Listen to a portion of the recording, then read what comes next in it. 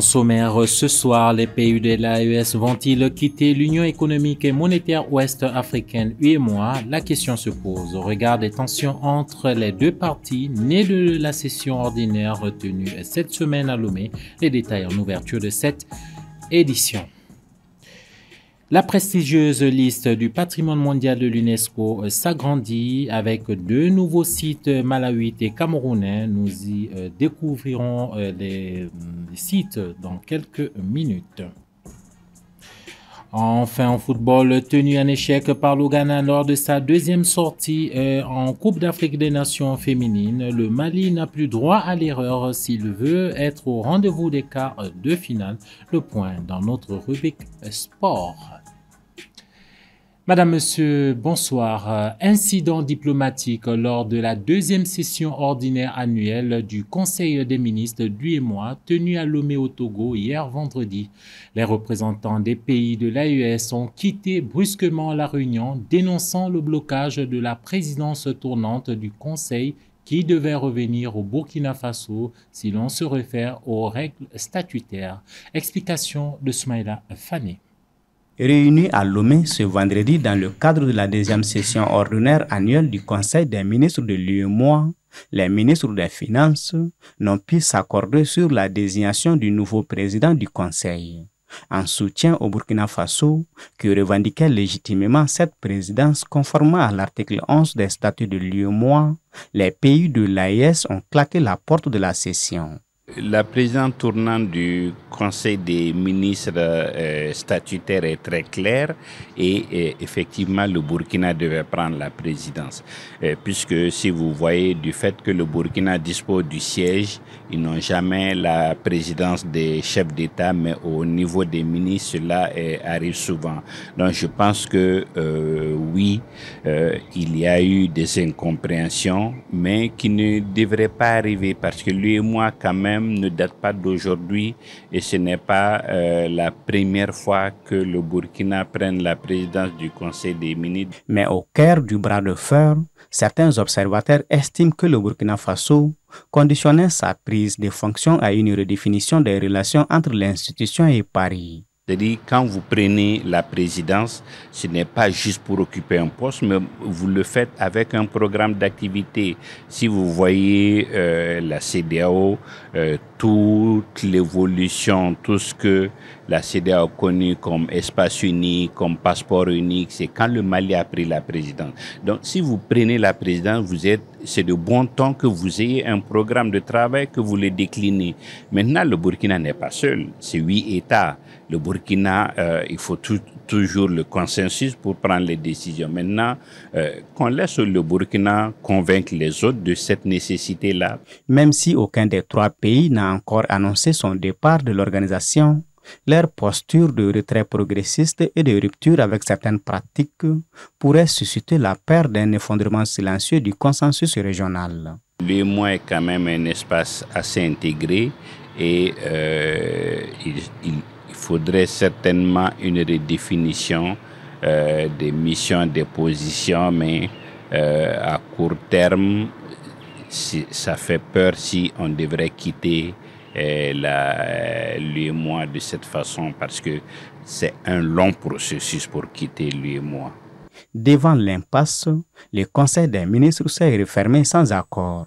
La balle est désormais dans le camp de la conférence des chefs d'État et de gouvernement, seule instance habilitée à arbitrer ces contentieux politiques au relent de rupture régionale. Rappelons que l'UEMOA est un espace qui regroupe 8 pays partageant la même monnaie. Sécurité à présent, un important lot logistique de carburant appartenant au groupe terroriste a été détruit ce 11 juillet dans la région de Tombouctou, précisément à 42 km à l'est de Ber, selon les forces armées maliennes. Les FAMA ont également détruit des hameaux de transit utilisés par les terroristes dans le secteur de Gossi à Gao. Pour les spécialistes en sécurité, ces destructions constituent un véritable coup dur pour les groupes armés qui voient leur capacité de mobilité et d'approvisionnement réduite quasiment à néant. Sans transition, le patrimoine mondial de l'UNESCO grandit. Deux magnifiques richesses africaines ont rejoint cette semaine la prestigieuse liste de l'UNESCO. Il s'agit de patrimoine culturel et naturel camerounais et malawite. Présentation avec Moussa Traoré. Réunis à Paris lors de la 47e session du Comité du patrimoine mondial, les experts de l'UNESCO ont validé l'inscription de deux nouveaux sites africains, le paysage culturel de Dig-Geibi dans les monts Mandara au Cameroun et le massif sacré du mont Malanje au Malawi. Le premier, remarquable par ses tresses agricoles en pierre sèche et ses espaces rituels datant du Moyen-Âge, témoin d'un génie agricole ancestral. Le second, réputé pour ses forêts de cèdre endémiques, est à la fois un symbole spirituel et un trésor écologique pour le Malawi. Ces nouvelles immatriculations s'inscrivent dans la stratégie Priority Africa de l'UNESCO, mieux représenter les sites africains encore minoritaires dans la liste mondiale. À ce jour, moins de 9% de 1223 sites reconnus se trouvent en Afrique, mais chaque nouvelle inscription est une victoire pour la mémoire et la préservation des identités locales. Avec ces ajouts, le continent compte désormais 110 sites inscrits au patrimoine mondial de l'UNESCO, dont 4 au Mali, à savoir Tombouctou, Djenné, les falaises de Badjangara et le tombeau des Askia. Dans l'actualité sous-régionale, au Sénégal, la relation entre le président Bassirou Diomaye Faye et son premier ministre Ousmane Sonko, un tandem inédit arrivé au pouvoir grâce à une promesse de rupture, commence déjà à montrer des signes de tension. Dans un discours le jeudi, Ousmane Sonko s'en est pris à ses adversaires politiques, mais aussi pour la première fois au président Bassirou Diomaye Faye. Est-ce pour autant le début du divorce entre les amis de toujours? Récit. Ils avaient promis un tandem soudé pour incarner la rupture, mais aujourd'hui, Diomaye Faye et Ousmane Sonko s'observent avec méfiance. Dernier signe visible, lors d'un discours devant ses militants à Dakar jeudi, Ousmane Sonko a frontalement interpellé le président. Pour lui, il n'y a pas de problème majeur au Sénégal, hormis un problème d'autorité, même d'absence d'autorité, a-t-il déclaré. Sonko reproche au président de ne pas assez trancher et de ne pas défendre son premier ministre, notamment face aux attaques qu'il dit subir contre sa personne. Il dit, je cite, « On ne peut tolérer qu'un homme père de famille et chef d'institution soit traîné quotidiennement dans la boue sous couvert de liberté d'expression. Des attaques qui peuvent cesser si le président décide de s'y opposer fermement. » Dans son discours, le Premier ministre est allé encore plus loin. Il a clairement laissé entendre que s'il gênait, le président n'avait qu'à le démettre ou le laisser gouverner pleinement. Une phrase qui a fait l'effet d'un coup de tonnerre au sommet de l'État, confirmant que la cohabitation n'est pas si simple. En toile de fond, la polémique autour de plusieurs nominations dans les sociétés publiques a mis le feu aux poudres. Sonko réclame des ruptures immédiates. Diomaye Faye, lui,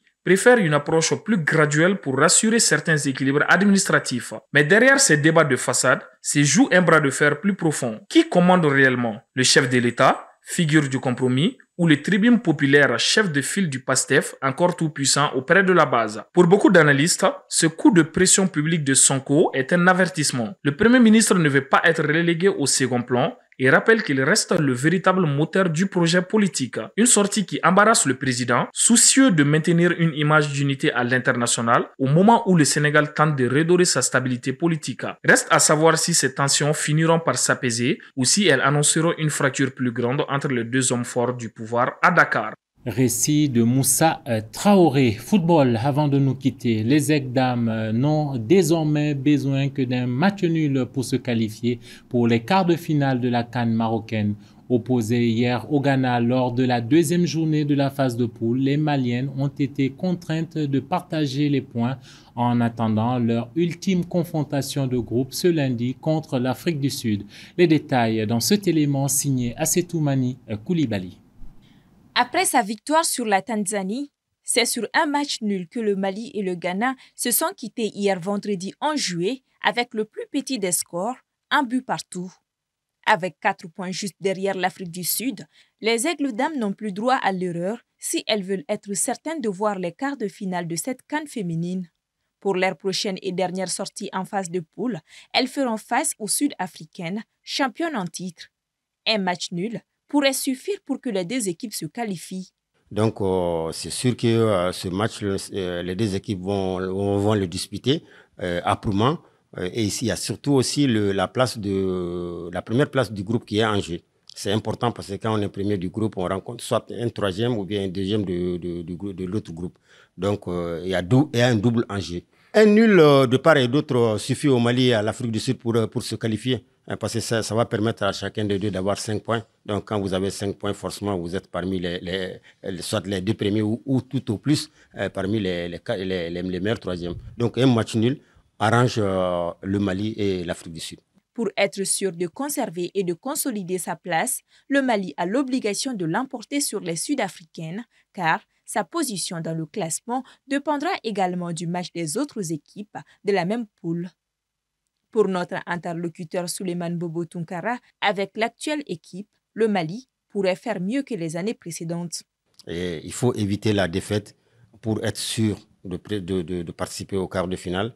Et il faut aussi gagner pour être sûr de terminer en tête du groupe. Donc je pense que ça va être un match extrêmement important, comme d'ailleurs l'autre match, parce qu'aucune des deux équipes, ni la Tanzanie ni le Ghana, ne sont encore éliminés. Donc ces deux équipes vont chercher chacune aussi à gagner. Moi, je ne vois pas de grosses pointures, à part un tout petit peu la Zambie. J'ai vu pratiquement tous les matchs. À part la Zambie, je n'ai pas vu en tout cas de grosses équipes capables de poser des problèmes au Mali. Donc, je pense qu'on a une chance, il y a quelque chose à aller chercher lors de cette CAN. Pour rappel, en ce qui concerne le programme de cette 3e journée, le match qui oppose les Aigles au Bafana Bafana est prévu pour ce lundi 14 juillet. L'actualité. C'était l'essentiel de l'actualité qui a retenu notre attention pour ce 1945. Madame, Monsieur, merci de votre fidélité partout au Mali et hors de nos frontières, particulièrement à Paris, en France.